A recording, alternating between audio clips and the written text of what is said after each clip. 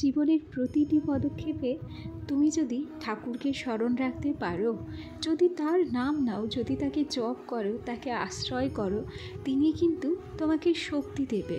দুঃখ কষ্ট তখন আর তোমার উপরে কোনো ছাপ ফেলতে পারবে না। দেখবে ঈশ্বর কিন্তু বহু পদ্ধতিতে নানা রকমভাবে মানুষের পরীক্ষা নেয়, আর সেই পরীক্ষায় উত্তীর্ণ হতে পারলে তবেই কিন্তু তার কাছাকাছি পৌঁছানো যায়। এখন বলতে পারো যে আমি তো ঈশ্বর স্মরণ করি, তবে ঈশ্বর আমাকে এত কষ্ট দেয় কেন? সেটা তোমাকে পরীক্ষা করে যাচাই করে কতটা নিখুঁত, তোমার সহ্য শক্তি কতটা, সেটা কিন্তু দেখে নেয় কিংবা পরীক্ষা নিয়ে নেয়। তো যাই হোক, এ কথাটা কিন্তু সবসময় মনে রাখতে হবে যে সোনা পুড়তে পুড়তেই কিন্তু খাঁটি হয়। জীবনে উত্থান আসবে, পতন আসবে, হার জিত আসবে, সুখ দুঃখ আসবে, তবে হার মানলে চলবে না। ধৈর্য ধরতে হবে এবং ঈশ্বরকে স্মরণ করে প্রত্যেকটা দিন অতিবাহিত করার চেষ্টা করতে হবে। আজ তিনি হয়তো তোমাকে কষ্ট দিচ্ছেন, কাল কিন্তু তোমার কষ্ট আর নাও থাকতে পারে। যাই হোক, অনেক হয়েছে, চলো এবার নিজের পরিচয় দিয়ে নিই। যেহেতু আগে ঈশ্বরের কথা তুলেছি, সেই জন্য ঈশ্বরের আগে আমি নিজেকে কখনোই বড় মনে করতে পারি না, আর যার কারণে আমার কিন্তু পরিচয়টাও তোমাদেরকে দিইনি। তো চলো, নমস্কার, কেমন আছো সবাই? আশা করছি সবাই খুব ভালো আছো, আর আমরাও ভালো আছি। আজকে আমার আরও একটি নতুন ব্লগে তোমাদের সবাইকে অনেক অনেক স্বাগত জানিয়ে ব্লগটি শুরু করছি। আশা রাখছি ব্লগটি তোমাদের ভালো লাগবে। ঘড়ির কাঁটায় আজকে যখন ভোর 4:30 পৌনে 5টা, ঠিক তখনই ঘুমটা ভেঙেছিল। আসলে ভোরবেলার দিকে সোনার জ্বর এসেছিল, সেই জন্য কান্নাকাটি করছিল। ওকে ব্রেস্ট ফিডিং করানোর পর তারপরে একটু ওষুধ খাইয়ে দিয়েছিলাম, তারপর আর ঘুম হয়নি, আর সেই জন্য আমাদেরও কিন্তু ঘুম হয়নি। যাই হোক, তবুও একটু কার্টুন চালিয়ে দিয়ে বিছানাতে রেখেছিলাম, আর তারপরই উঠে পড়েছিলাম। ঘুম থেকে ওঠার পর ব্রাশ করে তারপর চা করে নিয়েছিলাম, আর চা করে এই যে এ ঘরে একটু চলে এসেছি মুড়ি দিয়ে চা খেতে। আসলে দেখবে, বাচ্চা কাচ্চার শরীর খারাপ হলে না, যেমন রাত্রে বিরক্ত করে ঠিক ভোরবেলাতেও বিরক্ত করে। আমরা হয়তো ভাবি যে রাতটা বিরক্ত করছে, ভোরবেলার হয়তো একটু ঘুম হবে, তো কি হয় বলো তো? সারা রাত ঘুম না হওয়ার পর যদি ভোরবেলাতেও জেগে থাকতে হয়, তাহলে কি হয়, বাচ্চার সাথে সাথে না আমাদের শরীরটাও কিন্তু বেশ খারাপ করে। আর তার উপরে কি বলো তো, আমার যখন গল ব্লাডারের অপারেশন হয়, ঠিক তারপর থেকে আমি আর রাত জাগতে পারি না, সমস্যাটা যেন বেশিই হয়। সে কথা বলতে বলতে ওদিক থেকে ঘরটাকে ঝাড় দিয়ে নিয়েছি, আর তারপরে এসেছি ঘরটাকে মুছতে। আসলে কি বলো তো, ঘরটাকে আজকে অনেকটা আগেই মুছে নিচ্ছি, কেন কি গতকাল রাত্রে সোনা বমি করেছিল। তো রাত্রিবেলা যতটুকু পেরেছি অল্প একটুই ঘরটাকে মুছে রেখেছিলাম, পুরো ঘরটা মোছা হয়নি। সেই জন্য আজকে দেখলাম যে সকাল সকাল ঘরটাকে আগে মুছে নিই। তবে এখনও পর্যন্ত বাসি বিছানাটা গোছানো হয়নি, আগে ঘরটাকে মুছে নেব, তারপরেই কিন্তু বাসি বিছানাটা পরিষ্কার করে নেব ভেবেছিলাম। আর তারপর এই যে সোজা চলে এলাম দেখো টেবিলটাকে পরিষ্কার করতে। আসলে নানা রকম ওষুধ ছেলেকে খাওয়ানো হয়, রাত্রেও টুকিটাকি অনেক কাজ থাকে, যার দরুন কি হয়, এই টেবিলটাকে আর রাতারাতি গুছিয়ে রাখতে পারি না। সব শেষে দেখা যায় কি, কাজ করার ইচ্ছেটা আর থাকে না। সারাদিন এই গাধার খাটনি খাটতে খাটতে শেষে গিয়ে রাত্রে মনে হয় যে কখন যে একটু রেস্ট পাবো, একটু রেস্ট পেলে মনে হয় শরীরটা ভালো লাগবে, এই ভাবা আর কি। আর সেই ভাবতে ভাবতেই কাজ না করার ইচ্ছে জেগে যায়। তো যাই হোক, ওদিক থেকে নিয়ে এলাম একটু চাল, একটু মুসুর ডাল, আর নিয়ে এসেছি আলু, আর তার সাথে নিয়ে এসেছি একটু কুমড়োর শাক। সোনাকে ভেবেছি এইসব দিয়েই আজকে একটু খিচুড়ি খাইয়ে দেবো, আর সাথে দেবো ডিম সিদ্ধ। আমি লক্ষ্য করেছি, মুসুরির ডালটা আর চালটা যদি আগে থেকে ভিজিয়ে রাখি, তাহলে কি হয়, খিচুড়িটা বেশ ভালো হয়, আর খুব তাড়াতাড়ি চাল ডালগুলো সেদ্ধও হয়ে যায়।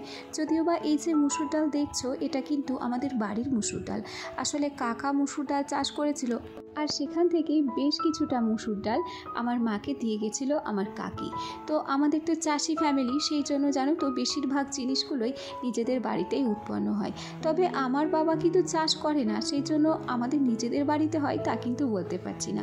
ওই কাকা চাচারা করে, সেখান থেকেই একটু আধটু আমাদেরকে তারা কিন্তু দিয়ে দেয়। তো চলো, ওদিক থেকে আমি চাল ডালটাকে ভিজিয়ে দিয়েছি, তবে আলুটা এখনও কাটিনি, যখন রান্না বসাবো তার আগেই কেটে নেব। এবার সোজা চলে এলাম বিছানাটাকে গোছাতে। এই যে হচ্ছে আরও একটা কাজ আমাদের, এই বিছানাটা যদি আমরা পরিপাটি করে না গুছাই, তাহলে কি হয়, আমাদের না মনের মধ্যে একটা খুঁতখুঁতানি ভাব কিন্তু থেকেই যায়। আমরা আমাদের ঘরবাড়ি যেমনই হোক, এই বিছানাপত্র, আমাদের জিনিসপত্র, এগুলোকে কিন্তু অত্যন্ত ভালোবাসি। সেই জন্য অত্যন্ত যত্নের সাথে আমরা কিন্তু এদেরকে পরিপাটি করে গুছিয়ে রাখতেও পছন্দ করি। সে যেমনই হোক, যার চৌকি আছে সে চৌকি গুছিয়ে রাখে, যার হয়তো দামি কমা যেরকমই বলো খাট আছে, যেটুকু যা ফার্নিচার আছে সেটুকুই গুছিয়ে রাখে। তো চলো, ওদিক থেকে বিছানাটাকে গুছিয়ে নিয়েছি আর সোজা চলে এসেছি এই যে এই ঘরটাতে। ওদিক থেকে দুধটাকে জাল দিতে বসাবো আর ভেবেছি এই যে সোনার জন্য ডিমটা সেদ্ধ দিয়ে দেবো। আজকে আমার হাতে সময় বাঁধা বলতে পারো, সেই জন্য হাতে যতটুকু যা সময় আছে সেই সময়টুকুর মধ্যে আমি যেটুকু কাজকর্ম করি আমার বাবার বাড়িতে মেয়েদের সচরাচর কাজ থাকে না, তবে আমার ক্ষেত্রে একটু উল্টো, বেশ কিছু কাজকর্ম আমার নিজের থেকে থাকে, সেইগুলোই করার চেষ্টা করব। ওদিক থেকে দুধটাকে আর ডিমটাকে গ্যাসে বসিয়ে দিয়েছি হালকা আছে, আর তারপর দেখলাম হাতে একটু সময় আছে। এই হাতে সময় নিয়ে কি করলাম, এই র্যাকটাকে বেশ ভালো করে পরিষ্কার পরিচ্ছন্ন করে গুছিয়ে রাখলাম। যদিও বা এর আগের দিনকে গুছিয়ে রেখেছিলাম, তবু মাটির ঘর বলে কথা, বেশিরভাগ দিনই এগুলোতে ধুলোবালি পড়ে, সেই জন্য দাঁড়িয়ে থাকতে থাকতে কাজটা কিন্তু আমি সেরে নিয়েছি। একটা কথা কি বলো তো, যতই কারোর হেল্পিং হ্যান্ড থাকুক না কেন, তবুও নিজের কিছু কাজ থাকে যেই কাজগুলো হেল্পিং হ্যান্ডকে দিয়ে করানো যায় না, কিংবা চাইলেও হেল্পিং হ্যান্ডের কাজটা কিন্তু পছন্দ হয় না। কিছু কাজ নিজে করে নিতে হয়, আর সেক্ষেত্রে নিজের কাজ আমার মনে হয় নিজে করাই সবচেয়ে ভালো। তো চলো, এ ঘরে আমার যতটুকু যা কাজ ছিল ততটুকু হয়ে গেছে। ওদিকে ডিম সেদ্ধটাও হয়ে গেছে, আর সোনার জন্য যে দুধটা গরম করেছিলাম সেটাকেও মিটকেসে রেখে এসেছি। আর এই যে দেখো, গতকাল যে সকালবেলা ফলগুলো নিয়েছিলাম তার মধ্যে বেশ কয়েকটা ফল আমার সোনা নষ্ট করে রেখেছিল, আর তারপর এই ফলগুলো দেখছিলাম ক্যারি প্যাকেটে রাখলেও হয়তো পচে যেতে পারে, সেই জন্য ঝুড়িটাতে করে গুছিয়ে এই যে টেবিলটাতে রেখে দিলাম। তবে একটা কথা কি বলো তো, এই টেবিলটাতে টেবিল ক্লথ পাতার পর টেবিলটার চেহারাই যেন পাল্টে গেছে, তাই না? তো যাই হোক, চলো, ওদিক থেকে আরও একটা কাজ শুরু করে দিয়েছি। ওই যে আমাদের পুরানো শোকেসটা যেটা অন্যরকমভাবে সাজানো ছিল, আজ সেটাকে সম্পূর্ণ চেঞ্জ করে ফেলেছি, সেটা কিন্তু তোমাদের সঙ্গে শেয়ার করব। তার আগে দেখো, ছেলেটাকে কিন্তু ঘুম পাড়িয়ে দিয়েছি, আর সেই জন্য কাজে একটু তাড়াহুড়ো, এই না হয় উঠে যায়, এই মনে হয় উঠে যায়, সেই জন্য ওদিক থেকে শোকেসটার উপরটা আমি সুন্দর করে ঝেড়ে পুছে পরিষ্কার করে নিচ্ছি। এই উপরটাতে অনেক দিন হাত দেওয়া হয় না, সেই জন্য ঝুলকালি পড়েছিল। আর তারপর এই যে একটা কাপড় পেতে রাখলাম, কাপড়টা পাতার পর এই যে শোকেসের ভেতরে বেশ কয়েকটা ঠাকুরের মূর্তি ছিল, যেগুলো অন্ধকারের মধ্যেই ছিল, সেগুলোকে বার করলাম আর তারপর সাজিয়ে নিলাম। আর শোকেসের উপরে যে সমস্ত কৌটো কাউটাগুলো, গ্লাসগুলো ছিল সাজানো এতদিন পর্যন্ত, সেগুলোকে কি করেছি, এই যে শোকেসের ভেতরটাতে সাজিয়ে গুছিয়ে রেখেছি। আর আমার ওই যে টুকিটাকি যেসব কসমেটিক্সগুলো ছিল সেগুলো কিন্তু শোকেসের ভিতরেই সাজিয়ে রেখেছি। তো যাই হোক, যতটুকু যা পেরেছি ঘরটাকে একটু পরিবর্তন করার চেষ্টা করেছি। আর এ পর্যায়ে খুব খিদে পেয়ে গেছে, কেন কি ঘড়ির কাঁটায় এখন বাজছে 11টা।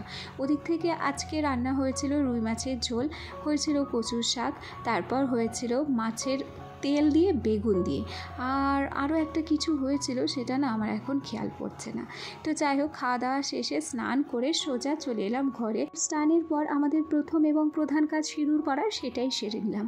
এ পর্যায়ে একটা কথা বলি, আমার আজকের ব্লগটি তোমাদের কেমন লাগলো কমেন্ট করে জানাতে ভুলো না। আর হ্যাঁ, অবশ্যই করে ব্লগটি ভালো লাগলে একটা লাইক করে দিও, কেন কি তোমাদের একটা মিষ্টি লাইক আর একটা মিষ্টি কমেন্ট আমাকে আরও নতুন নতুন বন্ধুদের কাছে পৌঁছতে সাহায্য করবে।